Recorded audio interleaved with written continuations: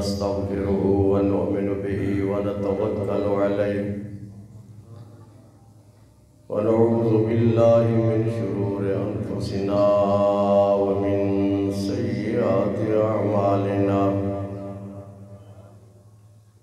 من يهده الله فلا مضل له ومن يضلله فلا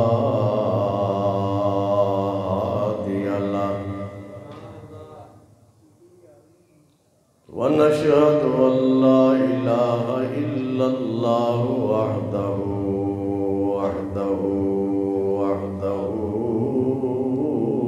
لا شريك له لا ند له ولا ضد له ولا مثل له ولا مثال له سرمدي نزلي أبدي دهري ديمومي لا أول له ولا آخر له ونشهد أن سيدنا وسندنا وحبيبنا وطبيبنا ومأوانا وملجأنا در الله المخزون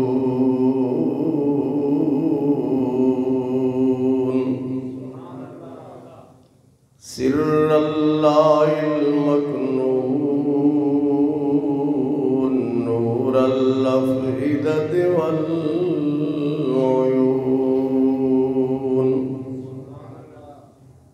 سرور القلب المحزون عالم ما كان وما يكون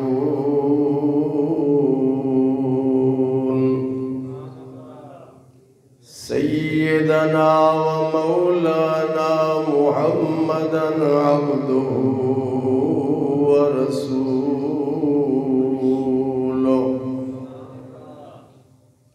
أما بعد فأعوذ بالله من الشيطان الرجيم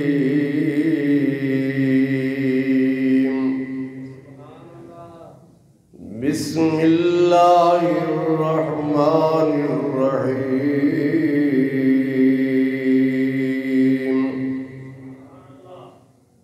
فتلقى آدم من ربه كلمات فتاب عليه إنه هو التواب الرحيم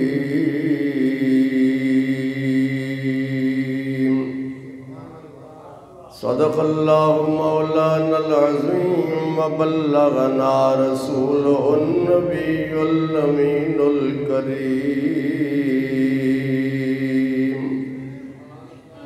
محبت کے ساتھ بلند آواز سے درود پاک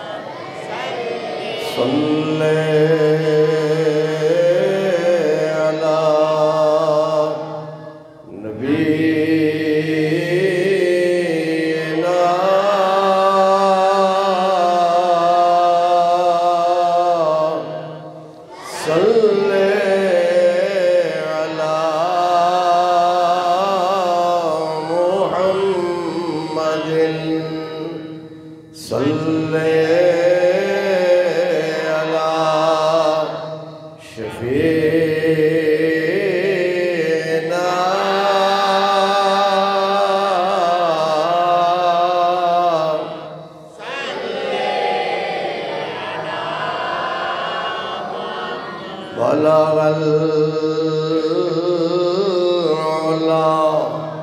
بکمالی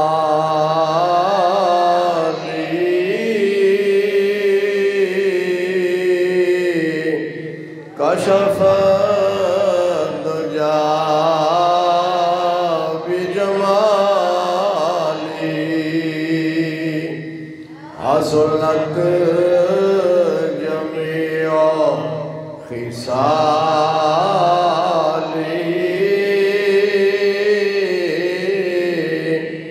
صلو علیہ وآلہ صلی علی نبینا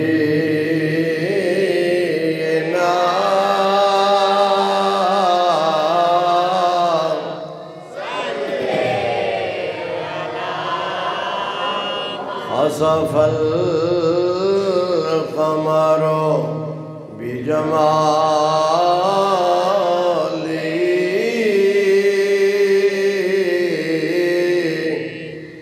نطق الحجر بجلاله عجز البشر بكماله صلوا عليه وآله صلی علی نبینا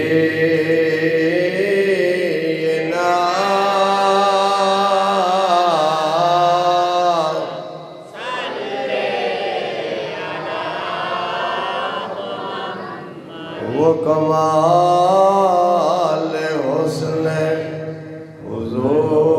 حضور ہے کہ گمان نقص جہاں نہیں یہی بھول خار سے دور ہے یہی شمع ہے کہ دعا نہیں صلی علی نبینا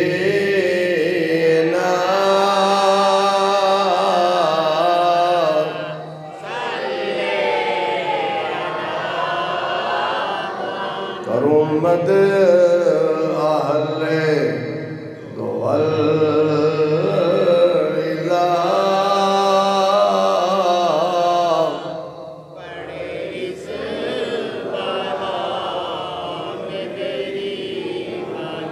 میں گدا ہوں اپنے کریم کا میرا دین پار رہنا نہیں صلی علی نبینا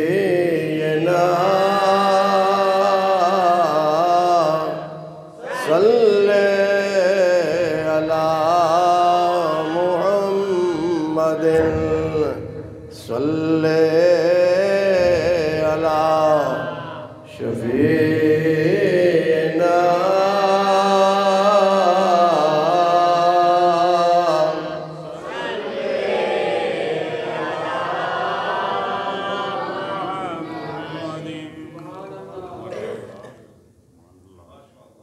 بزرگوں، بھائیو، عزیزوں، ہماری مسجد کے جو صدر ہیں شیخ صاحب وہ بوڑھے ہو گئے ہیں اور سپیکر بھی بوڑھا ہو گیا ہے۔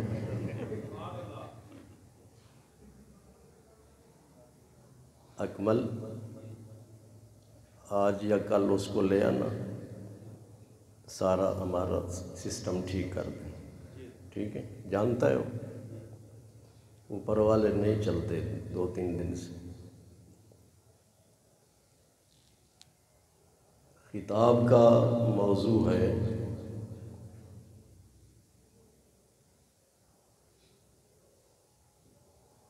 دعاؤں کی قبولیت کا قرآنی نسخہ۔ زاہد صاحب چاہتے ہیں، عرفان صاحب چاہتے ہیں، حاجی ریاض صاحب چاہتے ہیں، حاجی رفیق چاہتا ہے، آپ سب لوگ چاہتے ہیں کہ اللہ ہماری دعاؤں کو قبول کرے۔ تو اس سلسلے میں ہم اللہ تعالیٰ سے عرض کرتے ہیں کہ یا اللہ وہ کون سا نسخہ ہے جس پر عمل کرنے سے اللہ تعالیٰ دعاؤں کو قبول فرماتا ہے۔ حبیب کہاں ہے؟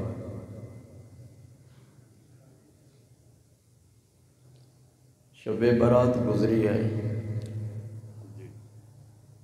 یہ دعاؤں کی رات تھی، لوگوں نے دعائیں مانگی، تو حاجی یونس کی بھی خواہش ہے، شبیر کی بھی خواہش ہے، افتخار کی بھی، اکمل کی، یہ سارے بچوں کی خواہش ہے کہ ہم جو بھی دعا مانگے اللہ تعالیٰ دعا قبول کرے۔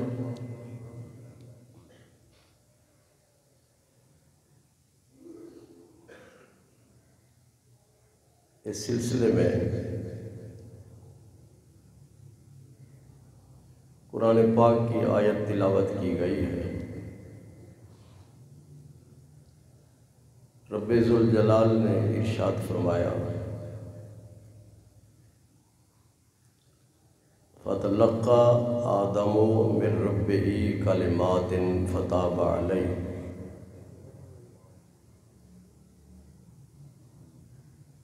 اللہ تعالیٰ نے حضرت آدم علیہ السلام کو چند کلمات عطا کیے۔ جب انہوں نے وہ کلمات اللہ تعالیٰ سے حاصل کیے تو ان کلمات کے ذریعے جب انہوں نے دعا مانگی تو اللہ تعالیٰ نے ان کی دعا کو قبول فرما لیا۔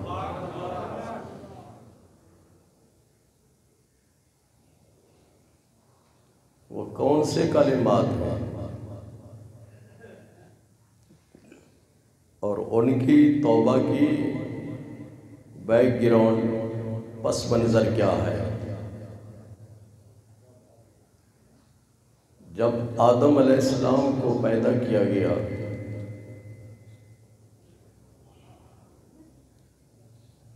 اس کے بعد کچھ عرصہ انہوں نے گزارا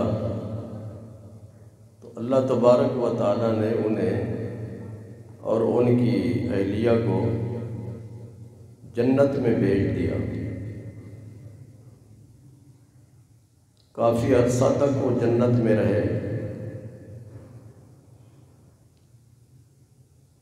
اور انہیں حکم دیا گیا لا تقربا هذه الشجرة فتكونا من الظالمین، اس درخت کے قریب نہ جانا، یعنی جنت کے اس درخت کا پھل نہ کھانا، اگر آپ نے کھا لیا تو پھر آپ حد سے بڑھنے والوں میں سے ہو جائیں گے۔ تو منع کر دیا گیا کہ جنت کے اس درخت کا پھل نہیں کھانا۔ قرآن کہتا ہے کچھ عرصہ گزرنے کے بعد آدم علیہ السلام اللہ تعالیٰ کے اس حکم کو بھول گئے اور بھولنے کے بعد انہوں نے اس درخت کا پھل تناول کر لیا، کھا لیا۔ حکم دیا گیا کہ جنت کو خالی کر کے زمین پہ چلے جائیں۔ اب آپ لوگوں کو جنت میں رہنے کا حق نہیں ہے، جنت کو خالی کر دیں اور زمین پر چلے جائیں۔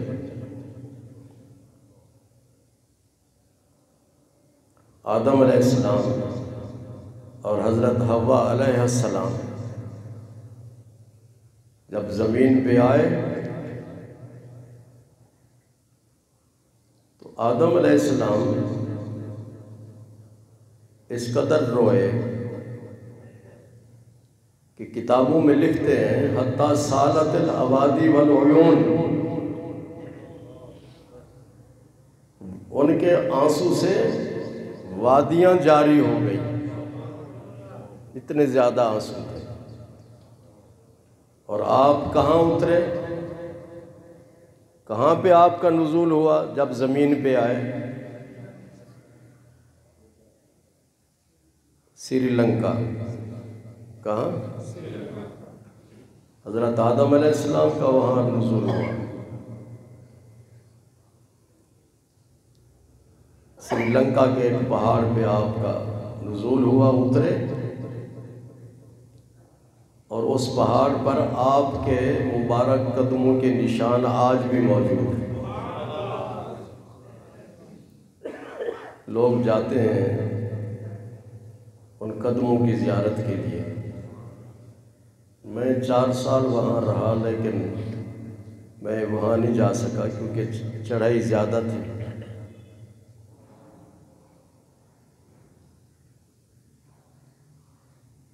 آپ روتے رہے۔ کتابوں میں لکھتے ہیں کہ جس جگہ حضرت آدم علیہ السلام کا آنسو گرا، جو چیز بھی وہاں سے پیدا ہوئی اس میں خوشبو تھی۔ اس لیے اس سری لنکا کے علاقے میں جو مسالہ جات ہیں، جی، چھوٹی الائچی، بڑی الائچی، دار چینی اور اس طرح کی لونگ بہت زیادہ وہاں پائے جاتے ہیں۔ یہ سب اللہ کے اس نبی کی برکت ہے۔ 300 سال تک روتے رہے اور معافی مانگتے رہے کہ اللہ مجھ سے جو کوتاہی ہوئی میں اس سے توبہ کرتا ہوں، میری توبہ کو قبول کر، مجھے معاف کر دے۔ توبہ کی قبولیت کا دروازہ نہیں کھل رہا، الدین بخشش کا دروازہ نہیں کھل رہا، رو رہے ہیں۔ اللہ تبارک و تعالی رحمان ہے۔ حضور صلی اللہ علیہ وسلم ارشاد فرماتے ہیں دمعۃ العاصی تطفئ غضب الرب، گناہگار جب گناہ کرتا ہے تو اللہ ناراض ہوتا ہے، اللہ ناراض ہوتا ہے اور اس پر غضبناک ہوتا ہے۔ اور جب وہ گناہگار روتا ہے تو اس کی آنسوں جو جاری ہوتی ہیں، اس گناہگار کی آنسوں اللہ تعالیٰ کے غضب کو مٹا دیتی ہیں، ختم کر دیتی ہیں۔ وہ رحمان ہے، وہ رحیم ہے۔ ساری کائنات اس کی رحمت سے فیضیاب ہو رہی ہے۔ ہم پریشانیوں میں مبتلا ہوتے ہیں، مشکلات کا سامنا کرنا پڑتا ہے، دشمنوں کی دشمنی کا سامنا کرنا پڑتا ہے، بیماریاں اور تکلیفوں میں مبتلا ہوتے ہیں، ذہنی اور قلبی سکون ختم ہو جاتا ہے۔ اس پریشانی کے عالم میں اللہ تعالیٰ اعلان فرماتا ہے لا تقنطوا من رحمت اللہ، اللہ کی رحمت سے نا امید نہ ہو، اللہ کی رحمت سے نا امید نہ ہو، ہر وقت اس کی رحمت کا دروازہ کھلا رہتا ہے۔ اور اس کی بخشش عام ہوتی ہے۔ حدیث پاک میں ہے کہ شب برات میں سورج غروب ہوتے ہی اعلان کرتا ہے اللہ تعالیٰ، حل میں مستغفرن، عام معافی کا اعلان ہوتا ہے۔ یہ تو شب برات کی، اور ہر رات میں، رات کے آخری حصے میں اللہ تعالیٰ کی طرف سے اعلان ہوتا ہے۔ اسی لیے لوگ تہجد پڑھتے ہیں۔ ہم پر 5 نمازیں فرض ہیں، حضور صلی اللہ علیہ وسلم پر 6 نمازیں فرض تھیں۔ جی، چھٹی نماز کون سی ہے؟ تہجد۔ تہجد کی نماز آپ پر فرض تھی۔ حضرت جنید بغدادی رحمۃ اللہ علیہ کا وصال ہوا، بہت بڑے ولی اللہ گزرے ہیں۔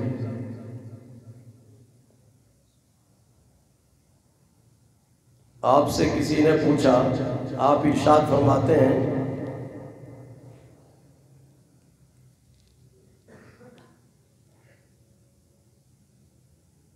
کسی نے پوچھا حضرت سے کہ حضرت مجھے یہ بتائیں کہ میں نے اپنی والدہ کی بہت زیادہ خدمت کی ہے، دن رات ایک کر دیا، تو میں نے اپنی والدہ کا حق ادا کر دیا یا نہیں؟ سعید صاحب خوش قسمت ہیں، ان کی والدہ صاحبہ زندہ ہیں، دن رات ان کی خدمت کر رہے ہیں۔ عمرہ کروایا تو خدمت کی، ان کی ویل چیئر چلائی۔ حضرت سے عرض کیا، حضور میں نے اپنی والدہ کی دن رات خدمت کی، تو میں نے اس کا حق ادا کر دیا کہ نہیں؟ آپ نے ارشاد فرمایا کہ سردیوں کی سخت رات تھی، سخت سردی تھی، تو اپنی والدہ کے پہلو میں لیٹا ہوا تھا، چھوٹا سا تھا، جب تو نے اپنا بسترا خراب کر دیا، گیلا ہو گیا تیرا بسترا، تو والدہ نے تجھے اٹھا کے اپنے سینے پہ لٹایا، سینے پہ لٹا کے تجھے سکون پہنچایا۔ ابھی تک تو اس ایک رات کا حق ادا نہیں کر سکا، تو باقی راتوں کا کیا حق ادا کر سکتا ہے؟ یہی حضرت جنید بغدادی بہت بڑے ولی اللہ گزرے ہیں۔ پہلے یہ پہلوان تھے، بڑے مشہور معروف پہلوان تھے، کوئی بھی ان کو شکست نہیں دے سکتا تھا۔ تو ایک سید زادہ تھا، غریب تھا، اعلان ہوا کہ جس نے ان کا مقابلہ کیا اور ان کو شکست دے دی، اس کو اتنا انعام دیا جائے گا۔ وہ سید زادہ بڑا کمزور تھا، اس نے کہا جی میں ان کا مقابلہ کرتا ہوں۔ سب لوگ حیران ہو گئے کہ یہ تو بڑا دبلا پتلا کمزور ہے، یہ ان کا مقابلہ کیسے کر سکتا ہے؟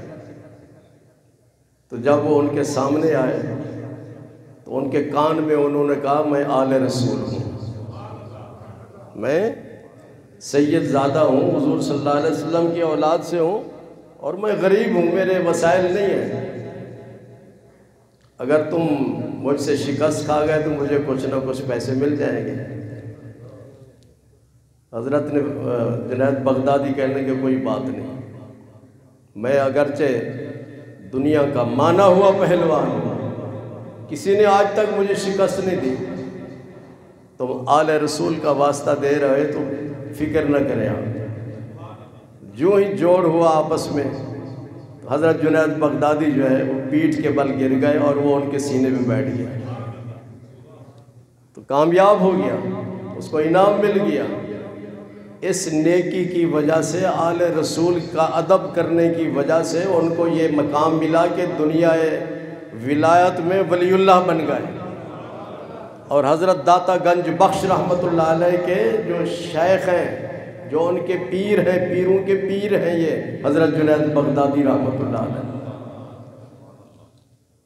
آپ کا وصال ہو گیا۔ کسی نے خواب میں آپ کی زیارت کی، آپ سے پوچھا حضرت قبر میں کیسا وقت گزر رہا ہے؟ آپ نے ارشاد فرمایا نہ پوچھو، مجھے قبر میں کسی نیکی نے فائدہ نہیں پہنچایا، کسی بھی نیک عمل نے مجھے فائدہ نہیں پہنچایا سوائے تہجد کی چند رکعتوں کے، تہجد کی چند رکعتوں کے انہوں نے مجھے فائدہ پہنچایا، اور ان کی وجہ سے مجھے اللہ تبارک و تعالیٰ نے قبر میں راحت اور سکون اور اطمینان عطا فرمایا۔ تہجد کی نماز میں برکت ہے، جو باقاعدگی سے نماز پڑھتا ہے تو ایک تو اس کے رزق میں برکت ہوتی ہے اور دوسرا اس کا چہرہ نورانی ہو جاتا ہے، یہ تہجد کی نماز کی برکت ہے۔ تو 5 نمازیں ہم پر فرض ہیں، اور 6ٹھی نماز تہجد کس پر فرض ہے؟ حضور صلی اللہ علیہ وسلم پر۔ اور اس تنہائی میں جو شخص رو رو کر اللہ تبارک و تعالیٰ سے معافی مانگتا ہے اپنے گناہوں کی، تو رب کائنات اس کے لیے بخشش کے دروازے کھول دیتا ہے۔ تو ہر رات کے آخری حصے میں اللہ تبارک و تعالیٰ کی طرف سے عام بخشش کا اعلان ہوتا ہے۔ تو حضرت آدم علیہ السلام رو رہے ہیں اور رو رو کر عرض کرتے ہیں یا اللہ میری توبہ کو قبول کر، میں نے تیرے حکم پہ عمل نہیں کیا اور جنت میں میں نے بھول کر اس کا پھل کھا لیا، تو مجھے معاف کر دے۔ حضور صلی اللہ علیہ وسلم نے ارشاد فرمایا آدم علیہ السلام کے دل میں اس وقت 300 سال کے بعد اللہ تعالیٰ نے چند کلمات الہام فرمائے، چند کلمات، ان کلمات کی برکت سے اللہ تعالیٰ نے حضرت آدم علیہ السلام کی توبہ قبول فرمائی۔ قرآن میں ان کلمات کی وضاحت نہیں ہے، کون سے کلمات تھے، حدیث میں اس کی وضاحت ہے۔ اور یہ بات یاد رکھو، الحمد سے لے کر والناس تک پورا قرآن حضور صلی اللہ علیہ وسلم پر نازل ہوا، اور اس قرآن کے پہلے مفسر، پہلے شارح، تشریح کرنے والے، تفسیر کرنے والے حضور صلی اللہ علیہ وسلم ہیں۔ آپ پر قرآن نازل ہوا تو آپ ہی جانتے ہیں کہ اس کا مطلب کیا ہے۔ قرآن میں صرف اتنا کہا گیا کہ چند کلمات نازل ہوئے، ان کے دل پر اترے، الہام ہوا، تو حضور صلی اللہ علیہ وسلم نے بتایا آپ کی یہ حدیث طبرانی کی کتاب ہے، حدیث کی کتاب، اس میں یہ حدیث موجود ہے، اور ایک حدیث کی کتاب ہے حاکم، اس میں یہ حدیث موجود ہے۔ حضور صلی اللہ علیہ وسلم نے ارشاد فرمایا کہ وہ کلمات کیا ہیں؟ عرض کرتے ہیں اللہم انی اسألک ان تغفر لی بمحمد النبی الامی، اللہم، سب پڑھو، اللہم انی اسألک ان تغفر لی بمحمد النبی الامی، یا اللہ میں تیری بارگاہ میں محمد نبی امی کا وسیلہ پیش کرتا ہوں، ان کے وسیلے سے مجھے بخش دے۔ جی یہ کلمات کس نے عطا کیے؟ اللہ تعالیٰ نے۔ وہ رحمان ہے، وہ رحیم ہے، اپنی رحمت سے یہ الفاظ عطا کیے، اور ان لفظوں کی برکت سے ان کی توبہ قبول ہوئی۔ معلوم یہ ہوتا ہے کچھ لفظ ایسے ہوتے ہیں کہ جن میں اللہ تبارک و تعالیٰ نے اثر رکھا ہے۔ کیا رکھا ہے؟ اثر رکھا ہے۔ چند صحابہ کسی سفر پہ گئے، جب واپس آ رہے تھے تو رات ہو گئی، تو ایک بستی میں گئے، بھوک لگی ہوئی تھی۔ انہوں نے وہاں کی ایک بوڑھی خاتون تھی، اس سے کہا کہ ہمیں بکری کا دودھ دیا جائے، بکری دیں، ہم اس کا دودھ لے کے پئیں گے اور ہماری بھوک پیاس ختم ہو جائے گی۔ اس نے انکار کیا، اس نے انکار کیا۔ تھوڑی دیر کے بعد ایک آدمی کو سانپ نے ڈس لیا، سانپ نے ڈس لیا، تو اس وقت کوئی بھی نہیں تھا وہاں پہ جس سے وہ دم کرواتی یا کوئی دوائی لیتی۔ تو ان صحابہ کرام میں کے پاس وہ آئے اور ان سے کہا کہ اس طرح سانپ نے اس کو ڈسا ہے، آپ میں سے کوئی آدمی ہے جو اس پہ دم کرے؟ تو ایک صحابی تھے، انہوں نے فرمایا کہ ہاں میں اس کو دم کرتا ہوں۔ سورۃ فاتحہ پڑھ کر اس پہ دم کیا تو سانپ کا جو اثر تھا، زہر تھا، وہ ختم ہو گیا، وہ بندہ شفا یاب ہو گیا۔ جو پہلے ایک بکری کا دودھ نہیں دینا چاہتے تھے، انہوں نے تمام بکریاں ان کو دے دی، تمام بکریاں ان کو دے دی۔ اب آپس میں انہوں نے مشورہ کیا کہ یہ ساری بکریاں کون لے جائے؟ جس نے دم کیا ساری بکریاں اس کو دے دی جائیں یا جتنے صحابہ ہیں آپس میں یہ بکریاں تقسیم کر لیں؟ جی یہ مشورہ ہوا۔ پھر آخر فیصلہ یہ ہوا کہ حضور صلی اللہ علیہ وسلم کی بارگاہ میں عرض کرتے ہیں، آپ جو فیصلہ فرمائیں گے اس کے مطابق عمل ہوگا۔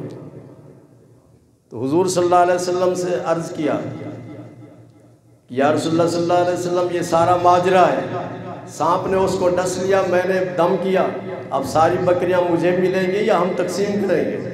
تو حضور صلی اللہ علیہ وسلم نے ارشاد فرمایا آپس میں تقسیم کر لو۔ تو معلوم یہ ہوتا ہے کہ کچھ کلمات ایسے ہوتے ہیں جن میں اثر ہوتا ہے۔ تو سورۃ فاتحہ کے بارے میں حضور صلی اللہ علیہ وسلم نے ارشاد فرمایا کہ یہ سورۃ الشفا ہے۔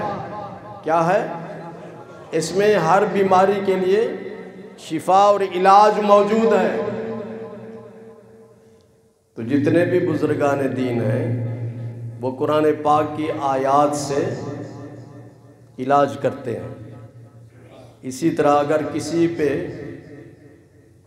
نظر کا اثر ہو، نظر بد کا اثر ہو، تو اس کے لیے بھی سورۃ قلم کی آخری 2 آیتیں، سورہ قلم کی آخری 2 آیتیں پڑھ کر مریض پہ دم کر دیا جائے تو اللہ تعالیٰ اس کو نظر بد سے محفوظ فرما دیتا ہے، شفا عطا فرماتا ہے۔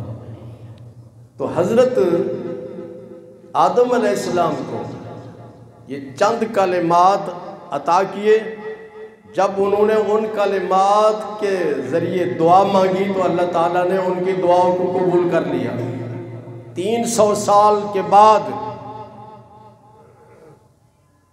اللہ تعالیٰ نے پوچھا، تو نے میرے محبوب کا حوالہ دیا، کیف عرفت محمدن، وہ تو ابھی تک دنیا میں تشریف نہیں لائے، تم نے ان کو کیسے پہچان لیا؟ تجھے کیسے معلوم ہوا یونس؟ تو ان کو کیسے جانتا ہے؟ عرض کرتے ہیں یا اللہ جب تو نے مجھے پیدا کیا تھا تو میں نے سر اٹھایا تو عرش پہ لکھا ہوا تھا لا الہ الا اللہ محمد الرسول اللہ۔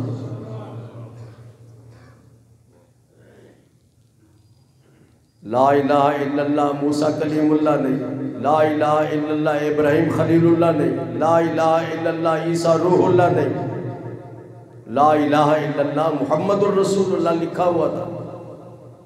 تو میں نے اس سے اندازہ لگایا کہ جس ذات کا نام تو نے اپنے نام کے ساتھ لکھا ہے تو ان سے محبت کرتا ہے، ان سے پیار کرتا ہے، اور جب کسی سے کوئی چیز مانگی جائے تو اس کے پیارے کا اور اس کے محبوب کا حوالہ دیا جائے۔ حاجی ریاض کے پاس کوئی آتا ہے مانگنے کے لیے تو وہ یہی کہے گا کہ اپنے بچوں کی خیرات دے دو، کہتے ہیں کہ نہیں؟ کیونکہ ماں باپ کو تو بچوں سے پیار ہوتا ہے۔ تو جب پیارے کا وسیلہ پیش کیا جاتا ہے تو پھر عطا کر دیا جاتا ہے۔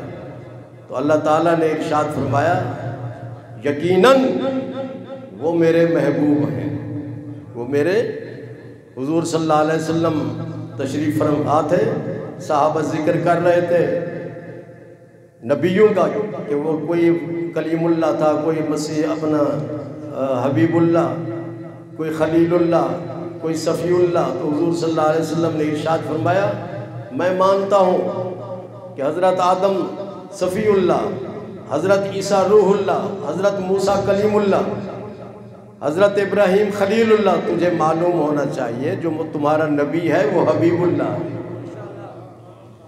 تو حضور صلی اللہ علیہ وسلم کے اس ارشاد گرامی پر صحابہ کرام نے جب بھی درود پاک پڑھتے تھے تو وہ کہتے تھے الصلاۃ والسلام علیک یا رسول اللہ وعلی آلک و اصحابک یا حبیب اللہ۔ تو آدم علیہ السلام سے اللہ تعالیٰ نے ارشاد فرمایا آدم جب میں نے پیدا کیا تھا تو اس وقت ساری کائنات میں صرف تیرا ہی وجود تھا،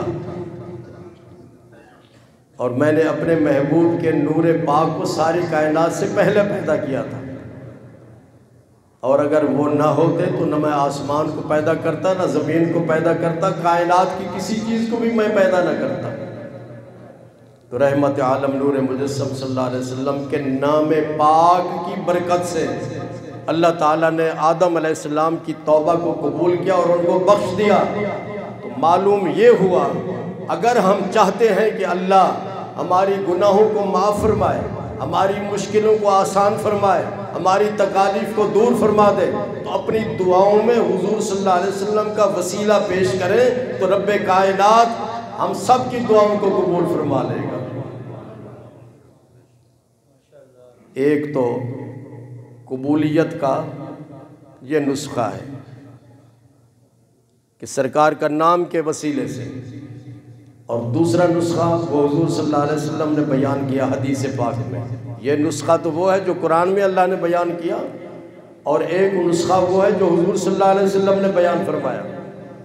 آپ ارشاد فرماتے ہیں اگر کسی شخص کے پیٹ میں ایک لقمہ حرام کا ہو، ایک لقمہ حرام کا ہو، تو 40 دن تک اللہ تعالیٰ اس کی کسی عبادت کو قبول نہیں فرماتا۔ 40 دن تک ہم نماز تو پڑھتے ہیں، فرض ادا ہو گیا، لیکن پتہ نہیں اللہ تعالیٰ نے قبول کیا یا نہیں قبول کیا۔ کیوں بھئی؟ حج کرتے ہیں، فرض ادا ہو گیا، لیکن یقین نہیں کہ قبول ہوا کہ نہیں قبول ہوا۔ ایک بزرگ گزرے سید اسماعیل علی شاہ صاحب، حضرت کرما والے، سنا ہے جی؟ اکاڑا کے پاس حضرت میاں شیر احمد صاحب شرک پوری رحمۃ اللہ علیہ کے وہ مرید اور خلیفہ تھے، اور سنت کے پابند تھے۔ سرکار کی سر پہ پگڑی اور داڑھی مبارک پوری۔ اب ان کی اولاد میں سے ایک پوتا ہے ان کا، چھوٹی سی داڑھی ہے، کوئی سنت کے مطابق نہیں۔ اسی طرح مولانا سردار احمد صاحب رحمۃ اللہ علیہ فیصل آباد والے بہت بڑے متقی پرہیزگار تھے اور سنتوں پہ عمل کرنے والے تھے۔ تو اب ان کا پوتا ہے، وہ ننگے سر پھرتا ہے اور داڑھی بھی چھوٹی ہے۔ تو بڑوں کی بات بڑی ہوتی ہے، بعد میں اولاد کا کوئی حال نہیں ہوتا، اور آج کل بھی ہماری اولاد ایسی ہی ہے کہ وہ اپنے والدین کے نقش قدم پہ نہیں چلتے، دینی اقدار پہ، اخلاقیات پہ عمل نہیں کر رہے۔ کل کا دیکھ لیں، ہمارا قومی اسمبلی کا معزز ایوان ہے، اور سب کہتے ہیں جی یہ ممبران بڑے معزز ہیں، اور وہاں کیا حالات تھے سب کے سامنے ہیں۔ آپس میں یہ لڑائی کرتے ہیں، تو ہمارے لیے کیا کام کریں گے یہ لوگ؟ ایک دوسرے کو گالیاں دیں گے تو ہمارے لیے کیا کام ہوگا؟ مسجد کا بل ہے، اس مسجد کے بل میں ٹی وی کا بھی وہ اپنا ٹیکس آتا ہے، یہاں کون سا ٹی وی ہے؟ یہ جتنے بھی ہمارے بیوروکریٹس ہیں، یہ چیزوں کے اس چیز کا خیال نہیں ہوتا۔ یہ سیاستدان ہوں یا بیوروکریٹس ہوں، سب اپنے اپنے چکروں میں پڑے ہوئے ہیں۔ ہم قرضے پہ قرضہ لے کے اپنا سارا کام چلاتے ہیں۔ ان کی بڑی بڑی قیمتی گاڑیاں اور زیادہ سے زیادہ لاکھوں کی تعداد میں ان کی تنخواہیں، لاکھوں روپے میں، یہ ساری ان کی مراعات کم کرو، ساری مراعات ان کی کم کرو، فضول خرچیاں ختم کرو، قناعت سے کام لو، کسی سے قرضہ لینے کی ہمیں ضرورت نہیں ہوگی۔ آئندہ خطاب کا موضوع ہوگا زکوٰۃ۔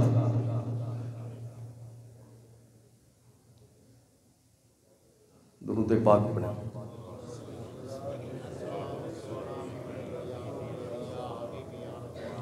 میرے آقا کریم صلی اللہ علیہ وسلم نے ارشاد فرمایا،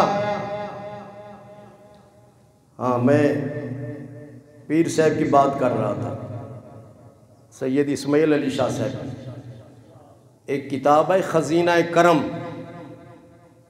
اس کتاب میں آپ کے ملفوظات ہیں کہ آپ نے جو کچھ فرمایا اس کتاب میں لکھا گیا ہے۔ آپ ارشاد فرماتے ہیں، جس شخص نے داتا صاحب کی مسجد میں ایک نماز با جماعت ادا کر لی، اسے 70 حج مقبول کا ثواب ملے گا۔ مجھے کسی نے کہا جی اس کا ثبوت کیا ہے؟ میں نے کہا میں اس کا ذمہ دار نہیں ہوں، اس کے ثبوت کے ذمہ دار سید اسماعیل علی شاہ صاحب ہیں۔ ان سے پوچھے کہ انہوں نے یہ کیوں کہا؟ جب ہم ان کو ولی مانتے ہیں تو ان کی بات کو تو ماننا چاہیے۔ ارشاد فرماتے ہیں، جس نے داتا صاحب کی مسجد میں ایک نماز با جماعت ادا کی تو کیا ہوگا؟ اور میں نے تو 22 سال تک فجر کی نماز پڑھائی، تو 70 حج مقبول کا، 70 حج، ایک ہوتا ہے حج، ہم نے حج کیا، حج فرض ادا ہو گیا، اب مقبول ہے یا نہیں یہ کوئی گارنٹی نہیں، لیکن سید اسماعیل علی شاہ نے گارنٹی دے دی۔ تو بارکیف حضور صلی اللہ علیہ وسلم فرماتے ہیں، جس کے پیٹ میں حرام کا ایک لقمہ موجود ہوگا، 40 دن تک اس کی کوئی عبادت قبول بولو نہیں ہوگی۔ فرض تو ادا ہو جائیں گے، آپ کہیں گے ہم تو نماز تو پڑھتے ہیں، نماز فرض ادا ہو جائے گا، لیکن قبول ہوئی یا نہیں ہوئی اللہ تعالیٰ کی بارگاہ میں اس کی کوئی گارنٹی نہیں۔ تو دعا کی قبولیت کا دوسرا نسخہ کیا ہے؟ حلال رزق۔ کیا ہے؟ کہ حلال رزق حلال ہو تو پھر اس شخص کی دعا قبول ہوگی اور اس کی توبہ قبول ہوگی۔ 2 چیزیں آج میں نے بیان کی، کچھ لوگ دیر سے آئے، جس کے مقدر میں ہوتا ہے وہ پہلی اذان کے بعد مسجد میں حاضر ہو کے اونٹ کی قربانی کا ثواب حاصل کرتا ہے، اونٹ کی، اور جس کے مقدر میں نہیں ہوتا وہ آتا ہے بالکل آخر میں جب ہمارا خطبہ شروع ہوتا ہے۔ کوشش کیا کرو جلدی آنے کی۔ تو میری اس تقریر کا خلاصہ یہ ہے، اگر آپ چاہتے ہیں کہ اللہ آپ کی دعاؤں کو قبول فرما لے تو 2 باتوں پہ سر دست عمل کرو۔ پہلی بات تو یہ ہے، جب دعا مانگو تو اس دعا میں حضور صلی اللہ علیہ وسلم کے وسیلے سے دعا مانگو۔ کس کے؟ اللہ نے یہ انتظام کیا ہے نا۔ آدم علیہ السلام کی دعا حضور صلی اللہ علیہ وسلم کے وسیلے سے قبول نہیں ہوئی، وہ تو نبی وقت ہے، تو ہم کون ہوتے ہیں حضور صلی اللہ علیہ وسلم کو بائی پاس کرنے والے؟ تو آپ کے وسیلے کے بغیر کوئی دعا قبول نہیں ہوتی۔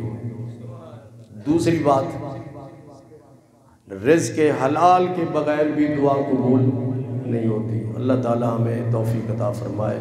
وآخر دعوانا الحمدللہ رب العالمین۔